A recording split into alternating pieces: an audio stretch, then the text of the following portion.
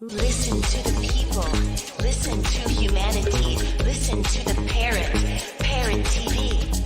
Parrot TV. Parrot TV. Parrot TV. Parrot TV. Do you know that there is a publishing company that wants to make life easier for you as a writer? This publishing company is called World Inkers Printing and Publishing. We publish in all different languages, and we're looking for writers of all genres, all formats. We're looking for scholars, ghostwriters, playwrights, poets, short fiction, novelists, you name it. We're looking for anybody who is interested in writing and the craft of writing to be in touch with us. You can reach us at info.worldinkers@gmail.com. With World Inkers Printing and Publishing, you do not require a lot of money to publish with us. Contact us today at info.worldinkers@gmail.com. Become a winner with other authors at World Inkers Printing and Publishing. Give us a shot. We will surely finish you. Hello, welcome to World Inkers Network. I'm Dustin Pickering, your noble and honest host. Today we have Uche Nwadinachi. He is a first prize ANA poetry from La Poetry Fest 2006. Second prize poetry Ken Saro-Wiwa winner USA 2010. Second runner-up National Poetry Slam winner Abuja 2012. First prize winner March of Poetry African Street Writer 2013, Spoken Word Poet of the Year Nigerian Writers Award 2016, Humanitarian Reporter of the Year 2018 for Peace and Conflict Resolution. Thanks for joining us on the show today. Uche, how are you today? I'm good, Dustin. Good to see you. I always watch you on my Facebook Live and enjoy your interesting conversation. So it's a good thing to actually meet you virtually now, live. Excellent. I'm glad you enjoyed the program, and it's good to have you. So tell us a little bit about slam poetry. What are some elements of slam that you wouldn't say find on the page, like page poetry? Slam poetry. For me, slam poetry is the life of page poetry. Mm-hmm. Page poetry is that process of your heart to the paper. It's the relationship of your blood with the paper. When it comes to slam, which is stage, it is the coming alive. It is the coming alive of the whole communication, the bond of yourself and the paper coming alive to be on stage, like a personified figure of what you have on paper. That is what slam. So what you see on slam is your whole expression, your whole thoughts, and the whole relationship with the paper. That's an interesting. It's like you're embodying the life of the poem through your performance. Is kind of what you're getting at? Yes, exactly. So how do you manage to communicate in that way? I know a lot of poets are just, simply write, their poems out. When did you start doing slam and performance, and why? My major slam performance was in 2006, precisely. I've been writing before then, but my slam poetry took stage in 2006. And this is it. As at then, I was actually bored of the whole school system, spending 6 years in school and rather than 4 years. And I thought, and all the while I put this poem on paper. So, and each time I look at it, I felt I have poured in my whole depression with the whole 6 years in the university. So it happened. I had an announcement that a particular poet was coming to my university, and there was going to be a slam show. And so I thought about it. What am I going to slam if not what I have on this paper? Just to go there and pour out the whole everything I feel in that paper. And when I got age, I poured out this poem of the way I feel. And guess what? I got the first prize. That was in Wow. 2006. My first slam. I won, and they gave me a prize for expressing myself, expressing how bored I felt about the university. So I said, my slam poetry should start officially. So that's how it started. Wow, that's fascinating. So you just got up and did it. You weren't were you did you prepare in any way? How do you prepare for things like that? You just do you rehearse ahead of time or just get up and do it?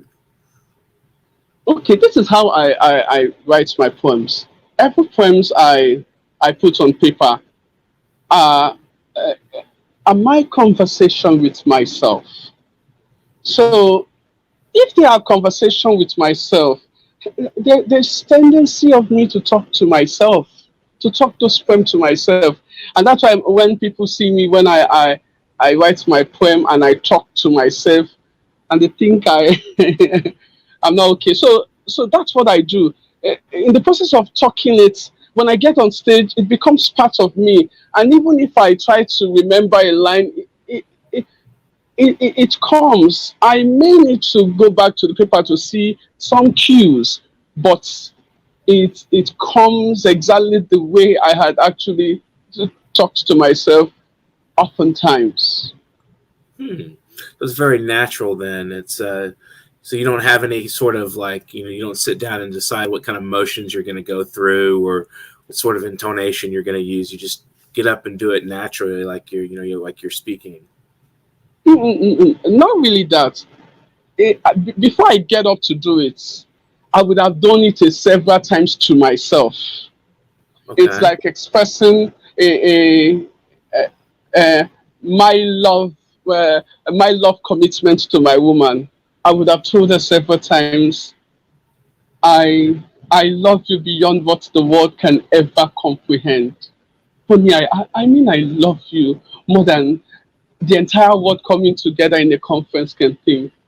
I love you. So I say that oftentimes to myself. And don't forget that me doing this poem to myself is a kind of therapy to me. It's a Hmm. kind of reality to me. So even when I write them down and go through them, it comes with the same experience I use in writing and reciting it to myself. Because for me, they are like medicine. So every poem, they are connected to me. So even when I have to stand up and do them, my paper are like cues. So I don't need to letter them. So they're like cues for me. So Hmm. not really like I don't recite my poems. That's what I mean. Interesting. So, can you tell us a little? I'm sorry, my throat got kind of caught up there. Can you tell us a little bit about Ken Saro-Wiwa and why he's important and why they have a prize named after him? You said? Ken Saro-Wiwa, why is there a Yeah. prize named after him? What is the importance of him to Nigeria? Okay. There was a certain time when I wasn't in Lagos, so I heard about uh, a writing competition on for Ken Saro-Wiwa and Yogoni that was killed alongside with him by the junta government in our country then. Hmm.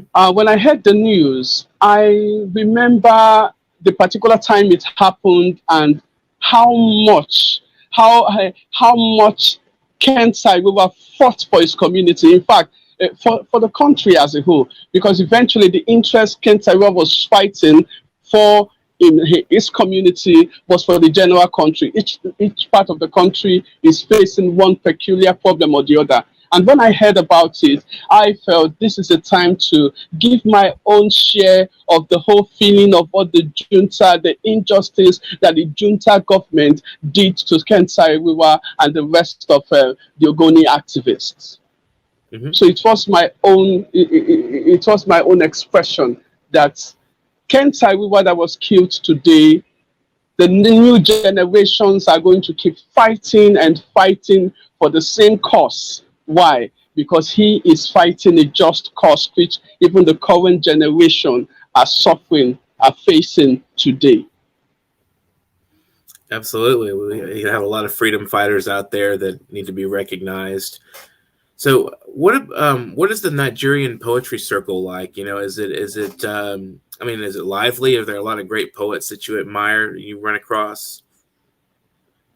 The scene here is not may not be that entirely I wouldn't say it has actually gotten to that mainstream, but I can assure you that it's vibrant because there are pockets of slam events going on in one city, part of the city or the other, and you always see poets turning out. And when they turn out, there's something you notice. There's one common theme running in the poem that these young people are pouring out. It is the common experience in the country. Mm-hmm. And the way they are affected and share this feeling in their poetry shows that poetry has become a very vibrant tool to be used for young people to express their feelings. And that's why in most of this poetry events you see in Nigeria, it's vibrant. It's vibrant. Though it is getting to that level where to get to mainstream, which we are hoping. But I think for what we have now, if you attend any poetry slam like the ones I've attended, it's vibrant. It would encourage you, and you will definitely go back home thinking on what to do with your writing. So what inspires you the most in writing? What is there anything in your life that happens, or you just sit down and write every day? I mean, how do you go about your writing process?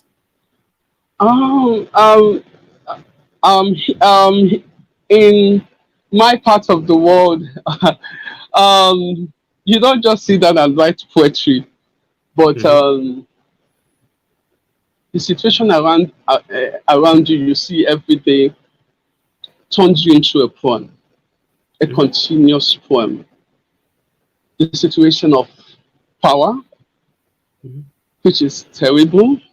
The situation of the economic situation, which I want to believe many third world countries they share.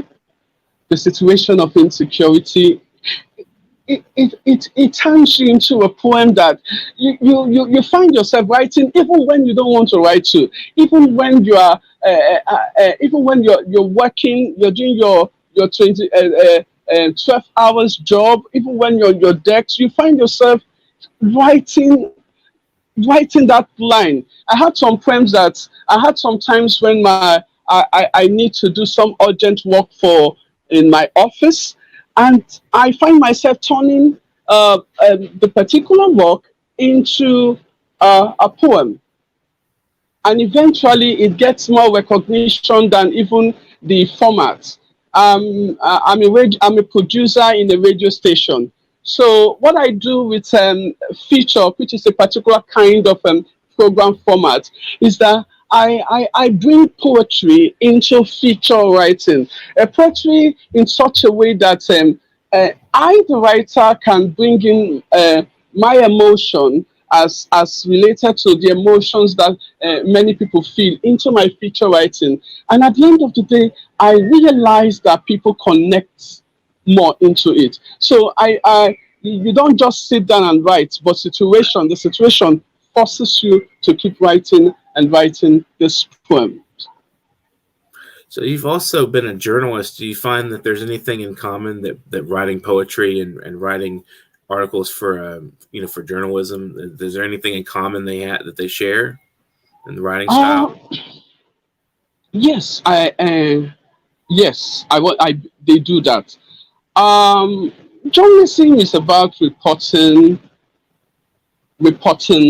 both sides of the story. Mm-hmm. But there's one thing about reporting both sides of the story. There's a poetry about it, especially when this story is clearly when the same sides of the story are inevitably saying the same thing. The same thing. You take the side of the story, it's the same injustice. You take the side of the story, it's the same injustice. It's going around the same thing. At the end of the day, you find out that the poetry you are writing happens to be in the same corner with your reporting. And that's what I told my boss, that every side of the story is poetry. I can't disconnect myself because I'm a victim. I'm a victim of this situation.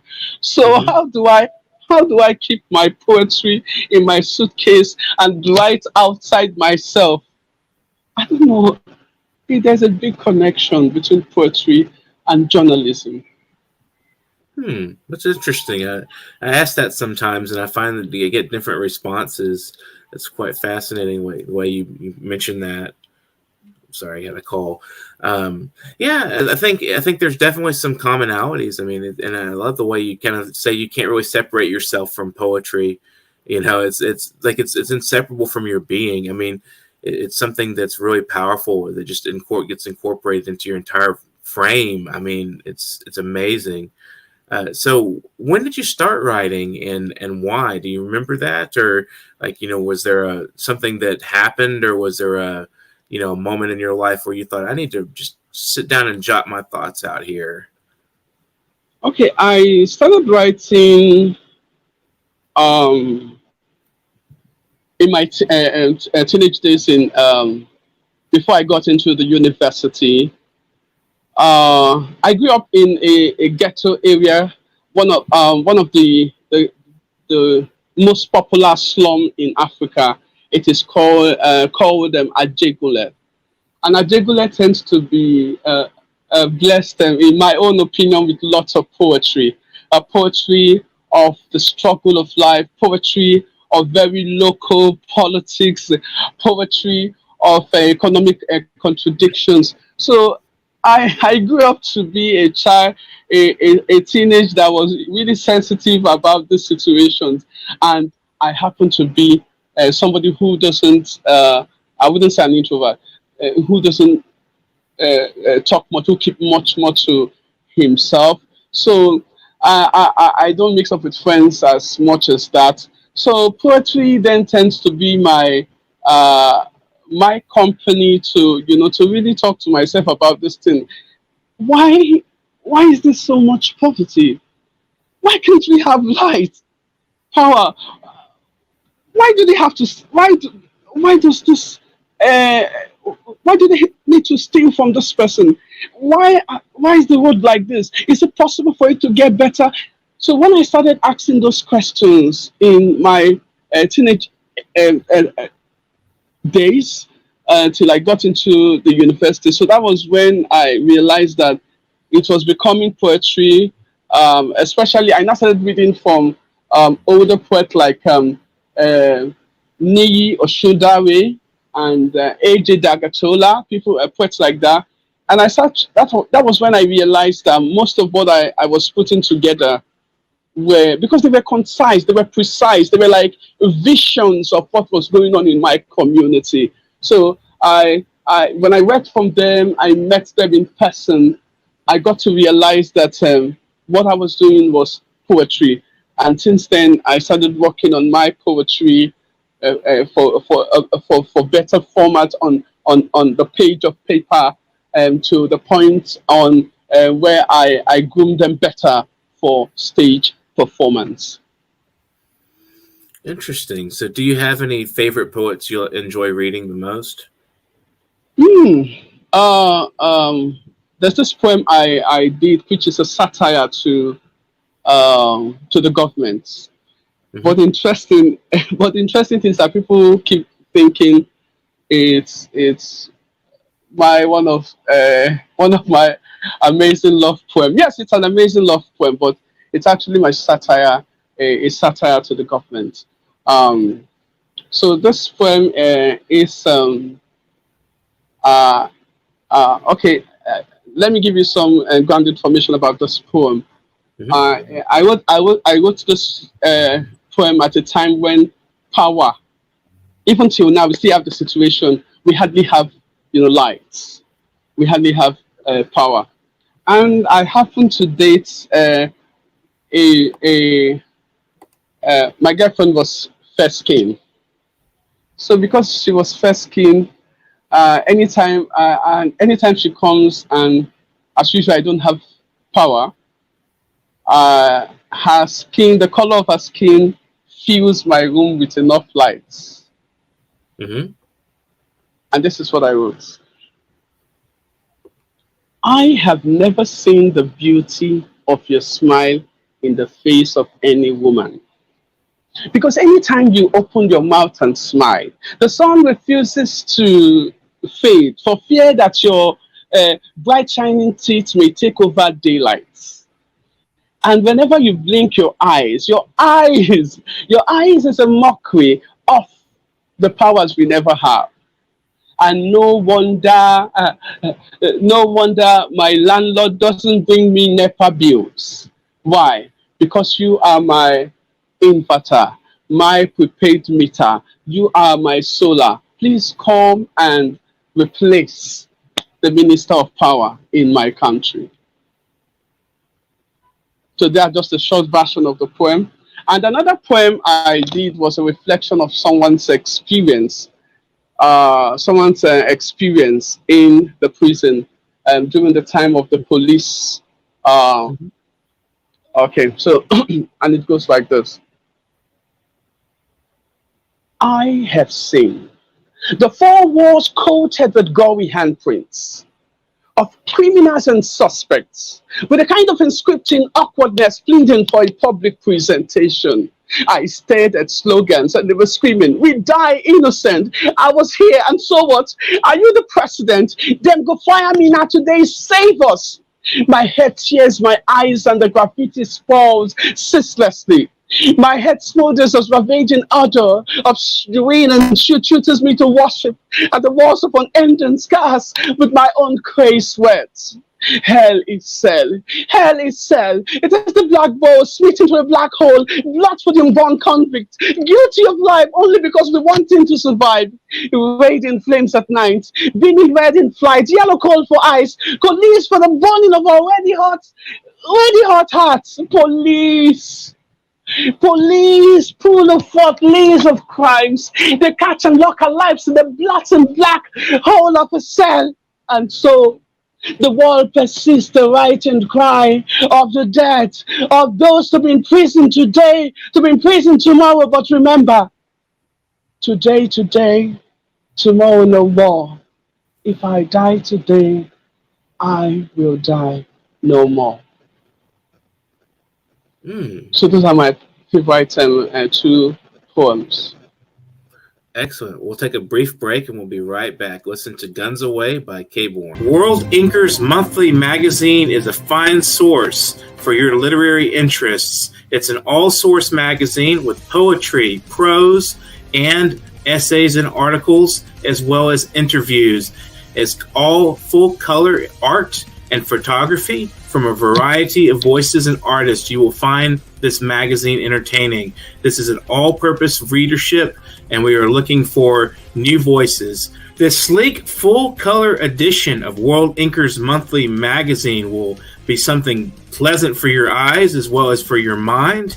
And we're looking for authors for one book promotion in the magazine. If you're a business, we want to promote your business. You may submit your book reviews, your academic or non-academic articles on the humanities and the arts, as well as your literary writing and creative output to publication.worldinkers@gmail.com. World Inkers Monthly magazine does not spare any ink. Keep inking for World Inkers Monthly magazine. Welcome back to World Inkers Network. We have Uche Nwadinachi today. So would you like to perform another poem for us? Okay. I'll be doing this poem. This poem is about the current situation of the war in Ukraine and the peculiar situation in my country. Just give me okay. Okay, almost there. Okay. Okay, so let me just do this. Okay. Mm-hmm. You're watching World Uh, English Network, and I'm Dustin Pickering. You guys are watching, and thanks for watching. Thanks to our viewers today. Wonderful group of guys watching us. Yeah, all okay. you guys that are watching, thank you. Go ahead. Okay, so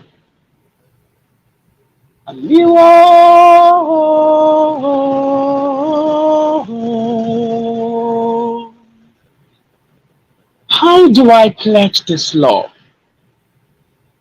How do I pledge this love with broken teeth and cracked fingers to bite phonemes at this early youth? Finding not one old wheelchair to move my dry gleam so free. Humanizing our farmlands in pipelines and decimals to censor the rest of our hope in existence, casting us away from our villages to your city garages, leveling local markets for your supermalls, your supermarkets, your cinemas, and your cyber malls. No standing, no lottering, keep walking, keep turning. So you teach us how to die and when to fall in love? Free education, free education. Your flags are flying, glued to your dwarf arms, unable to wipe tears of children in public school, reciting your scripture tools to your million manifest Jews. Do you think we're all fools? Okay. Where are the waters? Where are the waters you drained from our rivers to be filtered to fuel those mortgage malware and keke mapep you offered? Instead of testicles are ignited in the same scarce petrol to be exploded in the headlines of our news lines. Now my baby sis becomes effigies of littering carcasses in the streets and used to come talking about another electoral policy. Please, give me my life back. Give us our lives back. And let us decide how to start a new life than another election. Thank you. Wow, that's very emotional. Thank you so much. We had a question from a viewer. We'll put this up here. I just started watching. Can you tell me where slam poetry has its origins? That's from Soundings, Songs of Hearth and Home. Thank you for viewing today. I don't know if you can answer that. Where does slam poetry have its origins? Oh, slam poetry. Uh, Most popular slam poetry, and reading through the book, I see from the movement and poetry movement to I want to believe in it came from the Western world. But however, I think the oral poetry that we do in Africa, where you see them coming with incantation and chants, as far back as the days of my great grandfather, when they come out in the Western Square and you see them chant with words. For me, that is one great origin of slam poetry. It's about words, slam of words. Where you see them in incantation, you see them with oral literature, you see them with proverbs, you see them contesting like they are deities. That's a great origin of slam poetry for me than the others that I've read. Very interesting. So it's sort of a communal thing, where people bring themselves together and just they do their chants and they do things that are important to the community, and I think that's positive, very positive thing to bring a community together. I know a lot of times, like, we have a sort of individualistic culture here in the United States where when we come together, it's to buy things. It's like we come to the town square to buy things. That's pretty much our thing. We don't have much real, when we have concerts and stuff like that. But I feel like a lot of times we could benefit from a sort of communal feeling that's lost a lot of times, and at least from the perspective that I'm coming from. Like, there's nowhere I can just sit down and play guitar and have people stand around and listen to me and enjoy the music, or just do a performance or anything like that. I mean, it's like, the cops will get called and they'll be taken away. I mean, it's like, it's pretty hard to have that communal feeling when you have so many people that are against it, that feel like they just want to be left alone in their houses and they don't want to bother with people, and that's sort of the thing in the United States. I think we're very individualistic, and I feel like we could benefit from a communal feeling here and there, so that's very interesting. Thank you for the question. Soundings, Songs of Hearth and Home. That's a YouTube channel if anybody wants to check that out. So, when did you talk about the origins of slam? How does it develop over time, and from the communal aspect you described to the more like performance style? Do you know when that started or how that started? This is what I could remember about that origin. I used to know this guy in my church. Whenever he comes to church, he makes this chant. "Àwa sọ nínú igbó àṣìbẹ̀rẹ̀ a ṣe bọ́bà kò sọ." This is in one of the languages in Nigeria. You see him make this chant, and it was fascinating, and he was doing it in the form of a gospel. And I called him one day, and I said, "Please, how did you learn this chant poetry?" Because we normally come for fellowship in the church, and I listened to him. Because I called him, I said, "How do you do this?" He said his grandmother taught him. "Who is your grandmother?" He now told me the grandmother was the great chanter in their village then. That when they come together, the grandmother would do this to entertain. When the kings come together, the grandmother would do this first of all to greet their past heroes, to greet leaders in the community, and to greet great people who are making extraordinary feats in the community. And he learned from that. And he now uses it in the gospel, not this time around for the traditional gods. And over time, this became a craft. This became a skill that people get to relate, and that's how most of my performance are that rapid chant style, because it tends to pour out the emotion more and connect you to your inner self.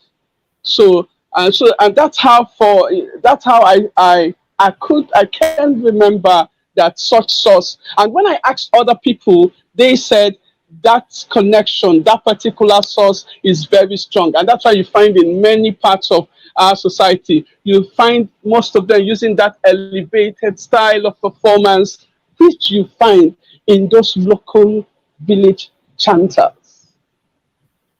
Interesting. So what would you like to say to our viewers in conclusion of the program? Is there any advice you'd like to give to fellow writers?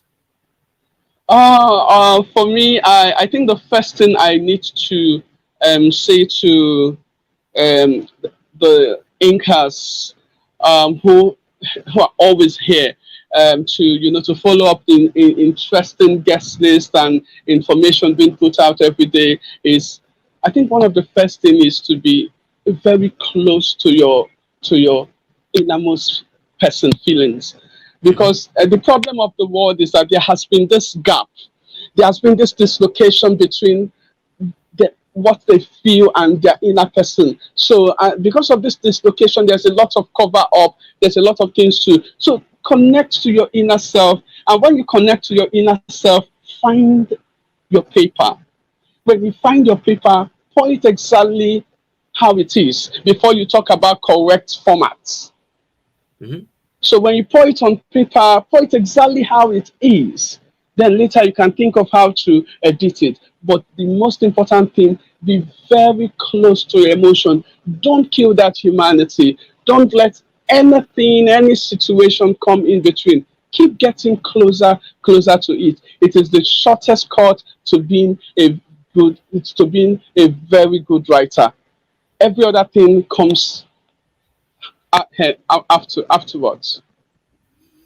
It's excellent advice. And not to forget, please, before today, I've been a fan of this platform. I've always been there, and I really admire what what Incas Network is doing to writers.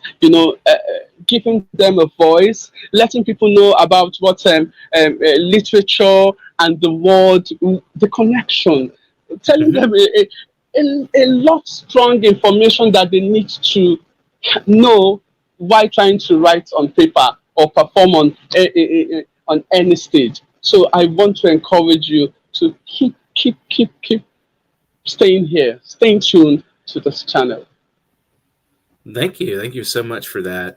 Would you like to give any shout outs or thank yous to families, supporters, friends, I people that I encourage wa- you? okay. I want to say to those great mind, one or two people, DK Chukwumerije, AJ Dakatola, Olulu, one or two, several different people putting effort to make sure that the poetry and Kenike, not forgotten, making effort to put poetry, the spoken word, on stage, to make it remain on stage. It's not easy. This is not an issue of having finance there. It's not entertainment. It's a lot of learning. I want to say the effort you are putting in is majorly to humanity. I want you to continue putting this. It's getting out there. It's going to get out there, and it will continue to get out there. So I want to encourage you. Keep doing what you're doing. Well, thanks for joining us on the program today, Uche. It's really been pleasant talking with you. And if you know anybody that would like to be a guest, just let them know, get in touch with me. And I want to remind our viewers, you can subscribe, like, share, and comment during the program. So you guys out there watching today, you're free to talk to us through our platforms. And if you would like to donate, we would love to hear from you from PayPal through paypal.me/nyparrot. As you see there, our support is right there, paypal.me/nyparrot. If you'd like to be a guest on the program, we'd love to hear from you also at literarycorner@newyorkparrot.com.